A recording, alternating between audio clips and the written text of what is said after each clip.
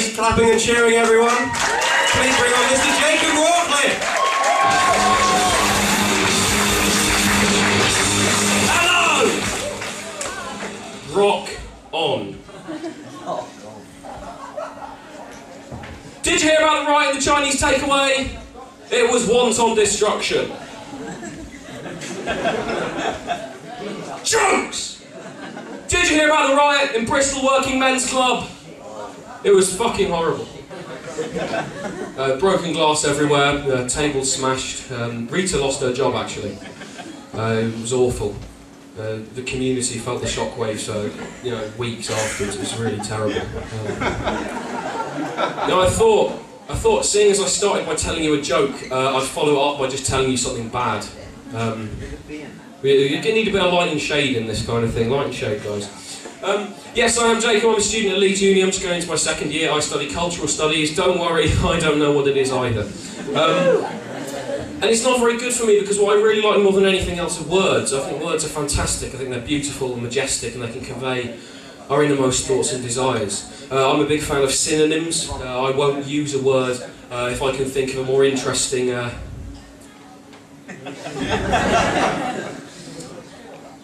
fortitude.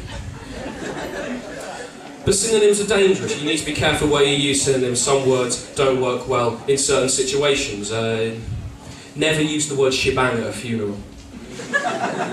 They really don't like that. Sorry, Grandma. There's a whole thing kind of about her legacy, and apparently I ruined that. Although if you have a grandmother who's concerned with a legacy, then maybe she's a bit weird. But I think words are fantastic. I'm especially a fan of long words. I think long words are beautiful, fantastic. I dream of being a scholar of Shakespeare, standing on stage at the Globe, delivering soliloquy after churning soliloquy to an enraptured audience. Not really, I just like to show off. I do things with language that your being couldn't comprehend of. Boom, is that a gerund? Yes, I think it is. Touch me, I'm real. I'm also a big fan of football, which doesn't really fit in with a lot of other aspects of my personality. I was educated at a grammar school, where usually if you liked anything other than rugby, you were birched for behaviour unbecoming of a gentleman. I've never drunk Bovril. Beef tea really doesn't sound appealing. Sometimes the referee's right in trying circumstances. It's a very difficult job. I think the best sound you could possibly hear at a football match is the noise that the home crowd makes when a home player's booked and everyone knows that he probably deserved it. Oh, fuck you.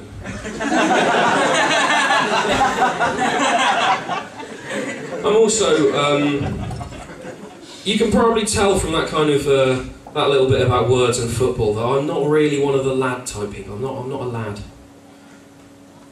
You see them, don't you? In the clubs.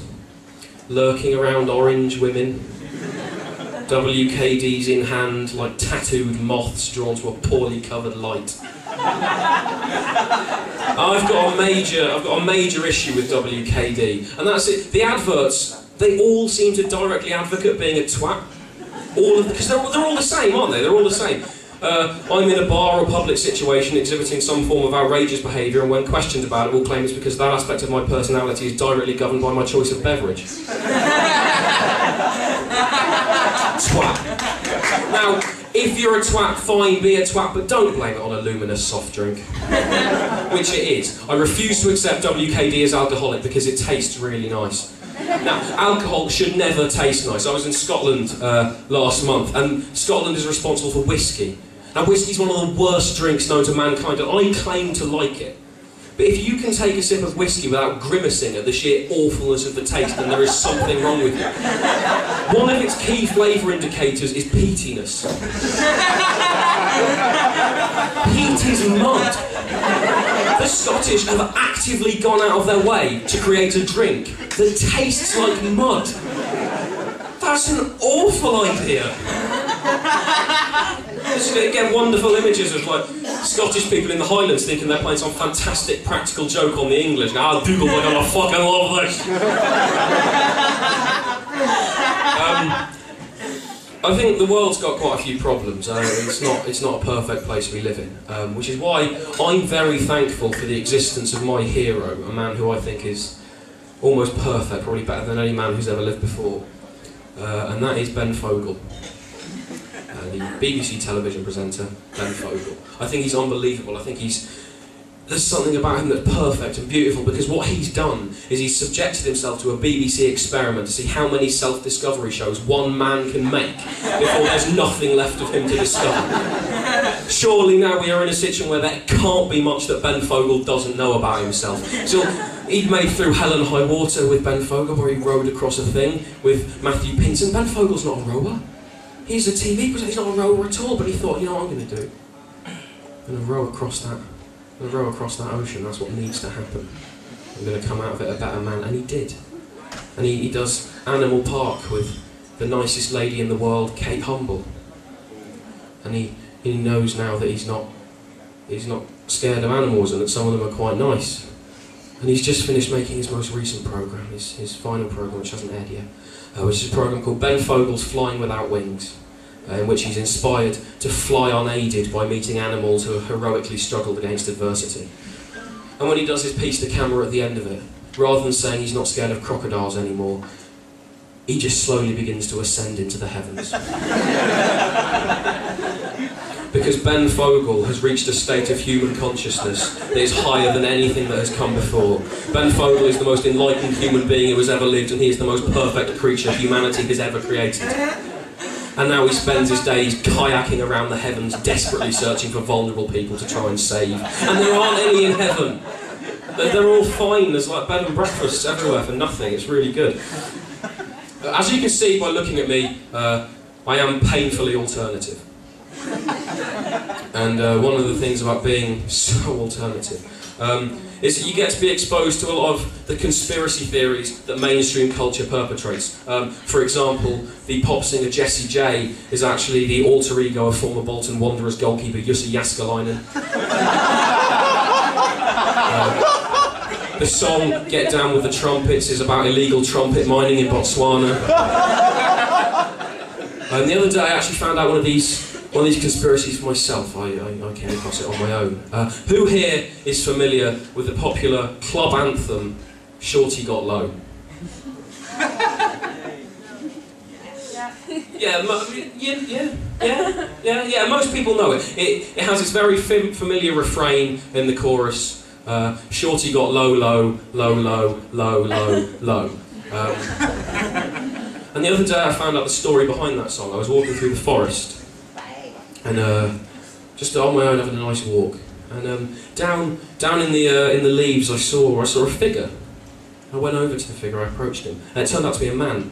As I got closer, it turned out to be a dwarf. And I went up to him and said, "Oh mate, what's your name? Why are you down there?" "I'm Shorty." "Shorty mate, what's happened? Why are you on the floor? What's going on?" "I'm so terribly low. I'm so unhappy. Ever since I was removed from the 7 dwarfs for being too literal, it's all been downhill." Yes, that is the second 7 dwarfs reference in the show today. The song they sing, they don't know my pain. They know nothing of it. And the dance, I can't help but feel it takes the piss. And I don't even like Bacardi. Go now, child. Leave me in peace. Time for me to hit the floor one last time. And right before my eyes, he died. He 6 faded out out. of 7 dwarves ain't happy. What? 6 out of 7 dwarves ain't 6 out of 7 dwarves ain't happy. happy. I don't know what that means. One of the dwarves was called Happy. Was he? Again, it's Oh, I see. That's a very clever joke. You've outsmarted the comedian, and I feel terrible.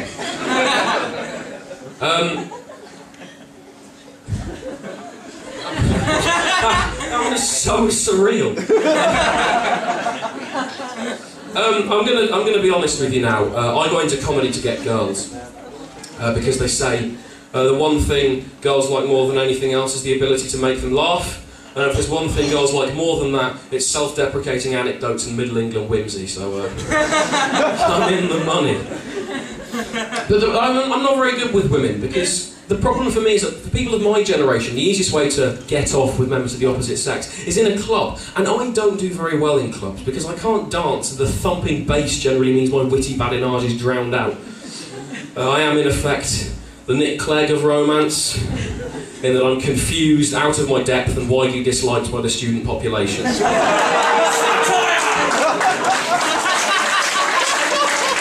clap, it's cheap. It's really cheap. But it's left me in the situation I'm in now, which is I'm actually a virgin, and I'm sorry if that offends any of you, if any of you find that upsetting. It is actually totally natural, 100% natural, directly endorsed by God, in fact. The big man's very keen on virginity. It's a good thing, you wanna do that more. And it's a problem for me because people always react in the same way when you tell them you're a virgin. They always go, "Oh, that's nice, well done." It's not often you see a virgin at your age, well done. I haven't done it deliberately. It's more because I'm some sort of overweight social dementor who's incapable of flirting. Hi. I hope you're familiar with the work of 1970s Birkenhead-based post-punk quintet Half Man, Half Biscuit, because I want to make you mathematically safe. Doing anything for you? Yeah. Yes. That's the only time Half Man, Half Biscuit have elicited a positive response from a woman. I've tried that joke a lot, got nothing, but we'll see. But I know that the first time I do have sex, because I will cry, because I've seen the films, I know what it's like. So to be prepared for that, and to diffuse any kind of lingering tension or hostility in the room, I've written a speech.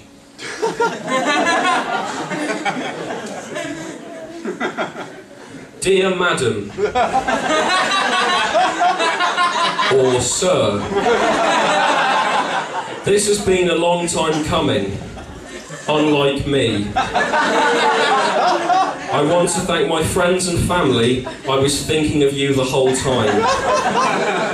Most of all, I want to thank you, my co-star, for taking part. I know it's far from the best project you've been involved in, but the fact that you saw it out till the end indicates your commitment to the cause. I always knew it would happen like this, and I'm having the wedding invitations made up as we speak. You're a credit to your profession.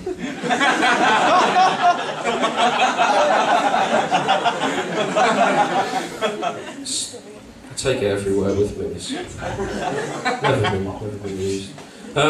I also know a little bit more about sex. I know, as I've read all the magazines, and I know it's important to get the mood right, to get a nice sexy mood going, and I know that for a sexy mood you need candles. So I bought this, which is a candle lighter. I'm going to read to you what the back of the candle lighter says. Sienna Gold Candle Lighter. Stylish contemporary design, elegant home accessory. Sienna Gold design inspirational candle lighters. Inspirational.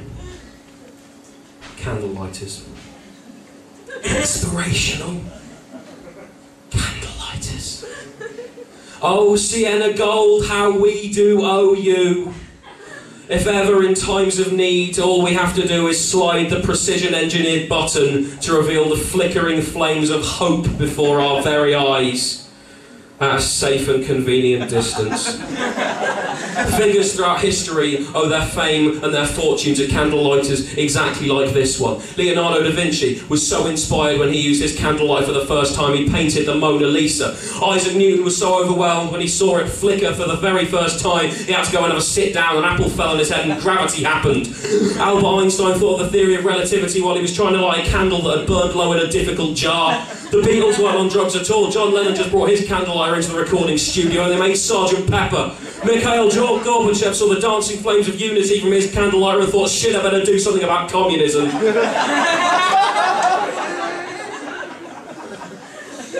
Everything we take for granted in the modern world we owe to candlelight is exactly like this one.